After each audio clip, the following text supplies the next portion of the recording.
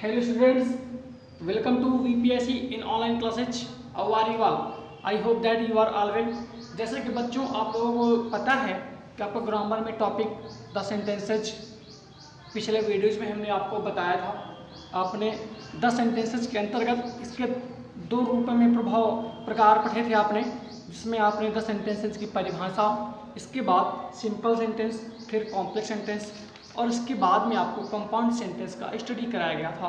तो बच्चों चलते हैं आज उसी के आगे की वीडियो की ओर। अब हम बात करेंगे टाइप्स ऑफ सेंटेंसेस की। अगर हम टाइप्स ऑफ सेंटेंसेस की बात करते हैं तो यहाँ पे जो भी आपको प्रारूप या रूप पढ़ाए जा रहे हैं काइंड्स ऑफ के, ये सारे रूप जो होंगे हमारे कॉम्प्लेक्स सेंटेंस के होंगे। अगर हम कॉम्प्लेक्स सेंटेंस की यहाँ पे बात करेंगे तो टाइप ऑफ सेंटेंसेस जो है हमारे 5 प्रकार के होंगे। तो देयर आर 5 kinds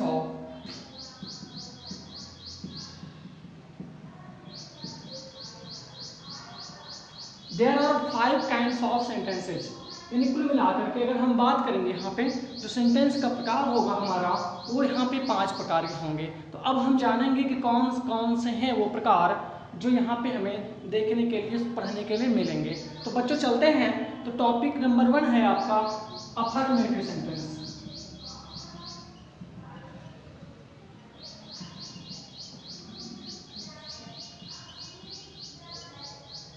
पहला है अफर्मेटिव सेंटेंस।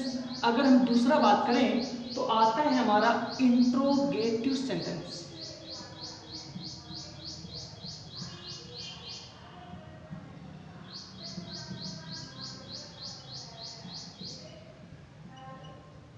दूसरा है हमारा इंट्रोगेटिव सेंटेंस। अगर हम तीसरे सेंटेंस की बात करें तो आता है इंपेरेटिव सेंटेंस।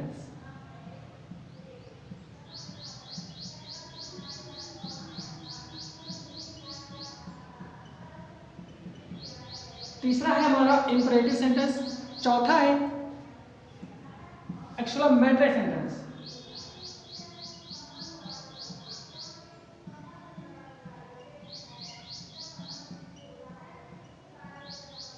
चौथा है एक्सक्लेमेटरी सेंटेंस। अगर हम पांचों सेंटेंस की बात करते हैं तो होगा ऑप्टेटिव सेंटेंस।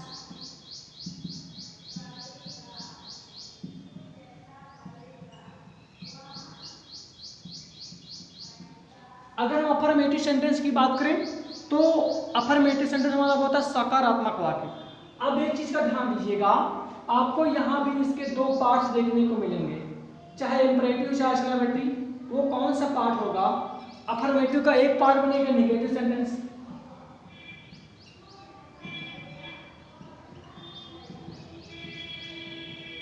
और इंट्रोगेटिव का भी एक पार्ट बनेगा जो होगा इंट्रोगेटिव नेगेटिव सेंटेंस।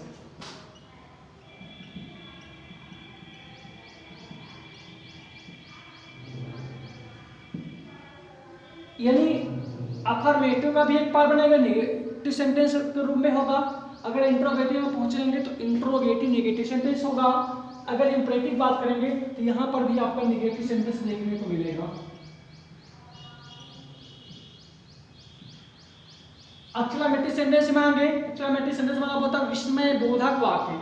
अगर एक्सक्लेमेटरी सेंटेंस में आएंगे तो यहाँ पर भी आपको नेगेटिव सेंटेंस मिलेगा, वाक्य होंगे यहाँ पर।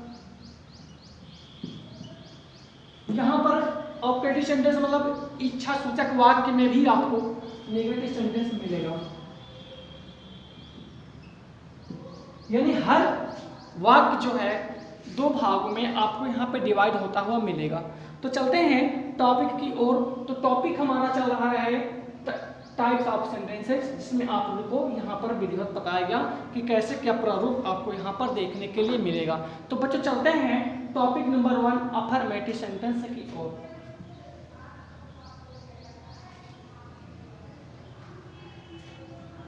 बच्चों अगर हम यहाँ पे अफर्मेटिव सेंटेंस की बात करें तो अफर्मेटिव सेंटेंस के 2-3 और नाम हैं, जैसे असर्टिव सेंटेंस बोला जाता है, सिंपल सेंटेंस बोला जाता है, पॉजिटिव सेंटेंस बोला जाता है। तो ये भी इसी के नाम हैं जो कि सकारात्मक वाक्य के रूप में जाने जाते हैं।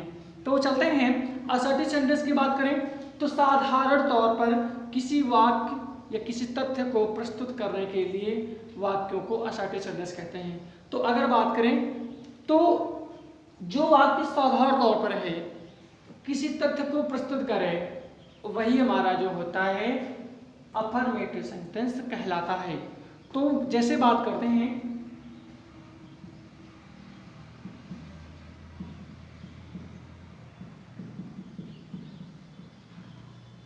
साधारण तौर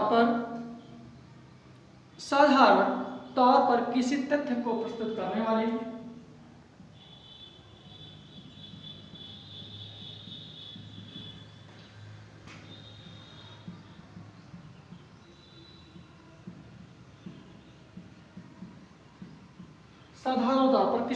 प्रस्तुत करने वाले वाक्यों को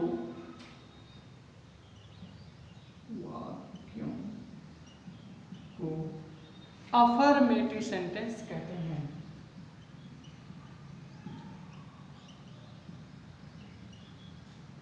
अफर्मेटिव सेंटेंस कहते हैं।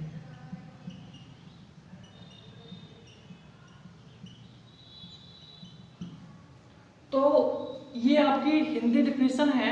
अगर इंग्लिश डिफिनेशन की बात करें, an assertive sentence is a sentence that states a fact, they state assert or declare or something.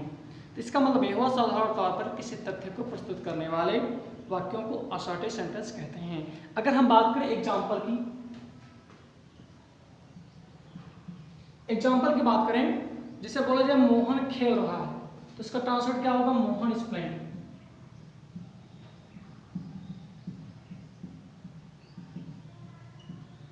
वह नाचती है।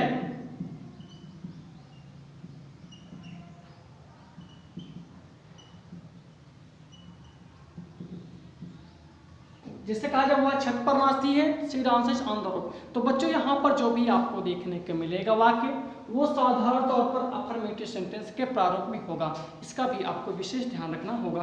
तो चलते हैं बच्चों, इस प्रकार का ये टॉपिक अफर्मेटिव सेंटेंस आपका यहाँ पर इंड होता है। चलते हैं अगले टॉपिक की ओर। अगले टॉपिक की बात करें, टॉपिक नंबर 2 आता है इंट्रोगेटिव सेंटेंस।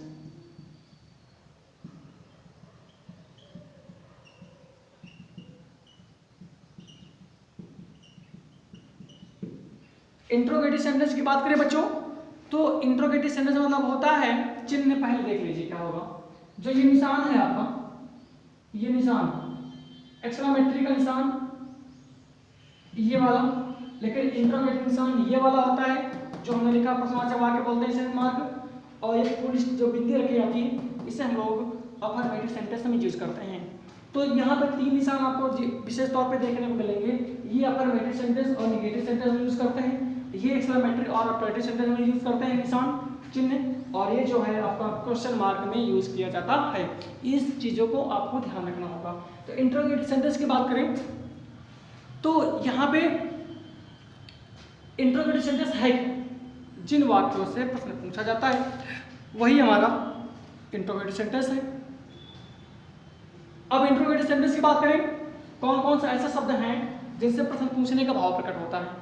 तो जैसे बात करें व्हाट क्या, व्हेन कब, हु कौन, व्हाई क्यों, वेयर कहाँ, हाउ कैसे, हाउ मेनी कितना कितनी कितने, हाउ मच कितना कितनी कितने।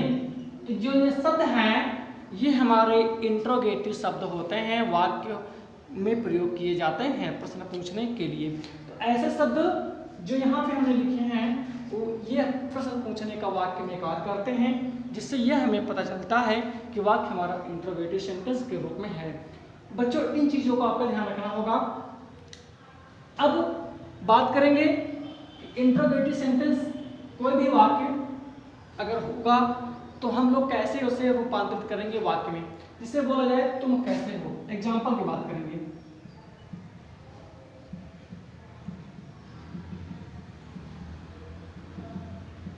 तुम कैसे हो, इसका अगर ट्रांसलेट करोगे तो यही निकलेगा हाउ आर यू।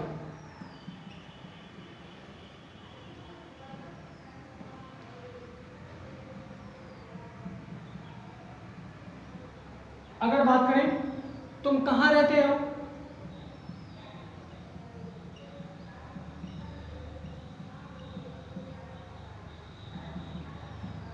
तुम कहाँ रहते हो, अगर इसका हम लोग ट्रांसलेट करेंगे तो निकलेगा where do you live.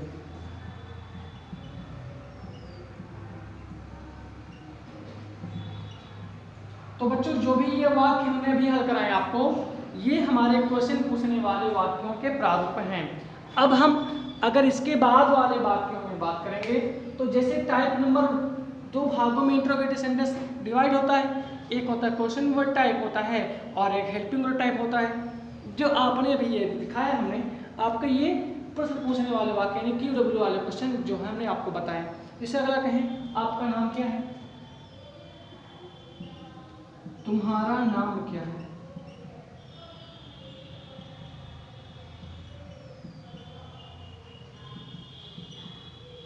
Translate होगा व्हाट इज योर नेम।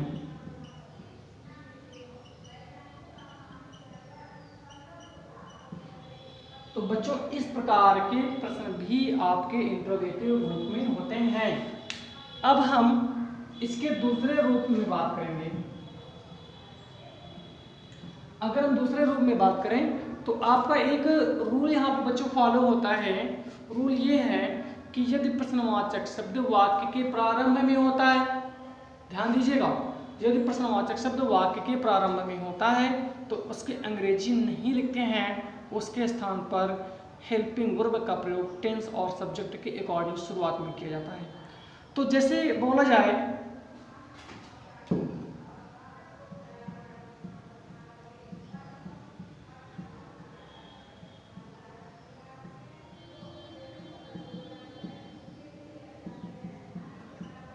क्या वह एक अच्छा लड़का है। अब अगर इसका आपको ट्रांसलेट करना होगा तो आप लोग क्या करेंगे, साधारणतः देखेंगे कि ये प्रश्नवाचक शब्द क्या जो शुरुआत में लिखा है इसका हम लोग मीनिंग नहीं लिखेंगे। अब क्या करेंगे, टेंस के अकॉर्डिंग जो है इसके स्थान पे हेल्पिंग वर्ब का प्रयोग किया जाएगा। अब क्या करें ट्रांसलेट, पहले आप इसका ट्रांसलेट कर लीजिए, वह एक अच्छा लड़का है। तो he is a good boy. आपने ये वाक्य जो बनाया है ये अफर्मेटिव बेस पर बनाया है। अगर ऊपर का क्वेश्चन देखे जो लिखा है वो हमारा इंट्रोगेटिव है तो नीचे का जो ट्रांसलेशन भी है वो भी हमारा इंट्रोगेटिव होना चाहिए। तो ऐसे कंडीशन में क्या करेंगे, किसी भी वाक्य को इंट्रोगेटिव बनाने के लिए हम लोग हेल्पिंग वर्ब को शुरुआत में लिख देंगे। तो क्या करेंगे, पहले इज लिख दीजिए, is he a good boy, निशान इंट्रोगेटिव लगा दीजिए।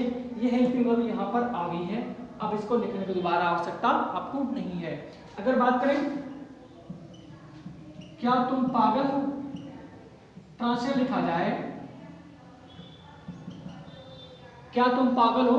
अगर इसका आपको ट्रांसलेट करना होगा तो यहाँ पे किससे शुरुआत हो रही है, जो भी ट्रांसलेट होगा प्रश्नार्थक शब्द शुरू में होगा तो जो भी ट्रांसलेट बनाएंगे वो हेल्पिंग वर्ब से ही बनाएंगे हम लोग, ठीक है। तो इसको देखें, लिखा है क्या तुम पागल हो, अगर इसका ट्रांसलेट करोगे तो क्या आएगा, आर यू मैड। अगर आपको बनाने में दिक्कत हो रही है ट्रांसलेट तो क्या करो, पहले इसको बना लो, तुम पागल हो।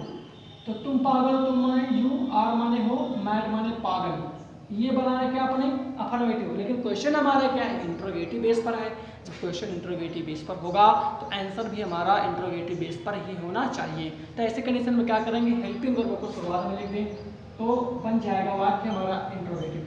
तो क्या निकला ट्रांसलेट में, आर यू मैड, निशान इंट्रोगेटिव होगा, बन गया आपका ट्रांसलेट। तो इस प्रकार से हम लोग आसानी से क्वेश्चन को सॉल्व कर सकते हैं। अब और क्वेश्चन देते हैं आपको यहाँ पर समझाने के लिए। जैसे बोला जाए बच्चों,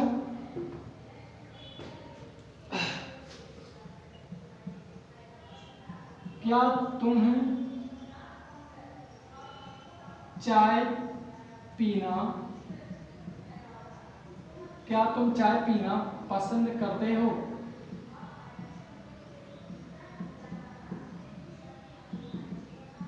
क्या तुम चाय पीना पसंद करते हो। अगर इसका बच्चों हम ट्रांसलेट करेंगे तो अब देखिए ता है ती आया है वाक्य के अंत में, तो वाक्य हमारा ट्रांसलेट किस में होगा, प्रेजेंट इंडेफिनिट टेंस में। जब प्रेजेंट इंडिफिनिट टेंस में ट्रांसलेट होगा तो हम लोग क्या करते हैं, हेल्पिंग वर्ब वहाँ पर है डू और डज।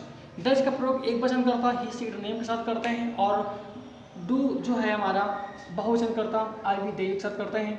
ठीक है, तो यहाँ पे तुम आया है, तुम के मीनिंग क्या होता है यू, यू बहुवचन करता है इसलिए हेल्पिंग वर्ब क्या होगा डू लगेगा। तो do you like to take tea, do you like to take tea, do you like to take tea, क्या तुम्हें चाय पीना पसंद करते हो। ये बच्चों इस प्रकार के क्वेश्चन यहाँ पर पूछे जाएंगे। तो बच्चों आज का टॉपिक आपके लिए यहीं तक रहा, फिर मिलेंगे एक नए वीडियोज में एक नए टॉपिक के साथ। तब तक के लिए आप लोग सी यू लेटर। तो टॉपिक को वीडियोज को देखते रहें, समझते रहें ध्यान से, फिर मिलते हैं आपको एक नए वीडियोज में। इसी के आगे टॉपिक के साथ आपको पढ़ाया जाएगा। तब तक आप वीडियोज को देखें, फिर कॉपी पे नोट करते रहें, आपको PDF जल्द ही उपलब्ध कराई जाए।